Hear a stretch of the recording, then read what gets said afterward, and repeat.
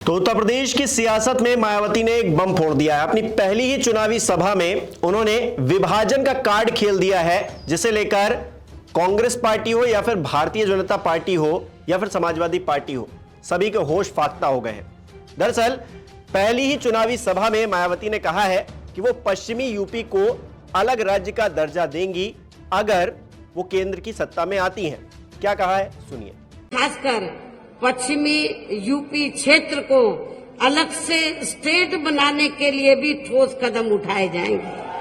आप लोग चाहते हैं कि पश्चिमी यूपी अलग से स्टेट बने, तो इसके लिए भी जब सेंटर में हमारी सरकार बनेगी तो इसके लिए भी जरूर ठोस कदम उठाए जाएंगे, ताकि यहाँ के लोगों का पूर्ण रूप से विकास व उत्थान आदि हो सके।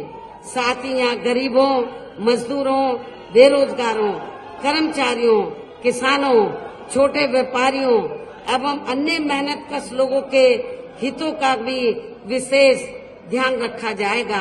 उत्तर प्रदेश में लोकसभा की 80 सीटें हैं। यहाँ की राजनीतिक चहलकदमी खासतौर पर 4 हिस्सों में बटी हुई है: पश्चिमी यूपी, पूर्वांचल, बुंदेलखंड और अवध। राज्य के सभी क्षेत्रों के लिए अपने मुद्दे और अपने समीकरण हैं और हर क्षेत्र में अपनी एक अलग तरह की राजनीतिक बयार बहती है। यही वजह है कि यूपी को लगातार 4 राज्यों में विभाजित करने की मांग काफी लंबे समय से उठती रही है। इतना ही नहीं, इलाहाबाद में हाईकोर्ट और लखनऊ में बेंच है। ऐसे में काफी दिनों से मेरठ या पश्चिमी यूपी के किसी जिले में हाईकोर्ट बनाने की मांग भी की जाती रही है। मायावती ने इन मुद्दों को लोकसभा चुनाव से पहले उछालकर नई रणनीति के तहत चुनावी मैदान में छलांग लगा दी है। जानकार बताते हैं कि मायावती पश्चिमी यूपी पर फोकस कर रही हैं। बिजनौर में जाट, कैराना में राजपूत, मुजफ्फरनगर में प्रजापति, सहारनपुर में मुस्लिम को टिकट देकर मायावती ने सोशल इंजीनियरिंग को भी ध्यान में रखा है। टिकट वितरण में मायावती सर्व समाज को प्रतिनिधित्व देने का संदेश देना चाहती हैं। खासकर पश्चिमी यूपी क्षेत्र को अलग से स्टेट बनाने के लिए भी ठोस कदम उठाए जाएंगे। आप लोग चाहते हैं कि पश्चिमी यूपी अलग से स्टेट बने, तो इसके लिए भी जब सेंटर में हमारी सरकार बनेगी तो इसके लिए भी जरूर ठोस कदम उठाए जाएंगे, ताकि यहाँ के लोगों का पूर्ण रूप से विकास व उत्थान आदि हो सके।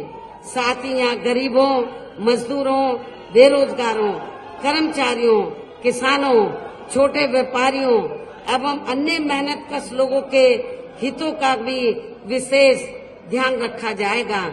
गौरतलब है कि पश्चिमी यूपी की सियासत मुस्लिम, जाट और दलित समाज के जाटो समुदाय के आसपास घूमती है। पश्चिमी यूपी की खासियत ये है कि यहाँ पर इन जातियों का बहुत बोलबाला है। राज्य के लिहाज से सबसे ज्यादा जाति को लेकर सियासत इसी क्षेत्र में होती है। पूरे यूपी में 20% के करीब मुस्लिम मतदाता हैं, जबकि पश्चिमी यूपी में मुस्लिम मतदाताओं की संख्या 32% के करीब है। इसी तरह से पूरे यूपी में जाट समाज 4% के करीब है।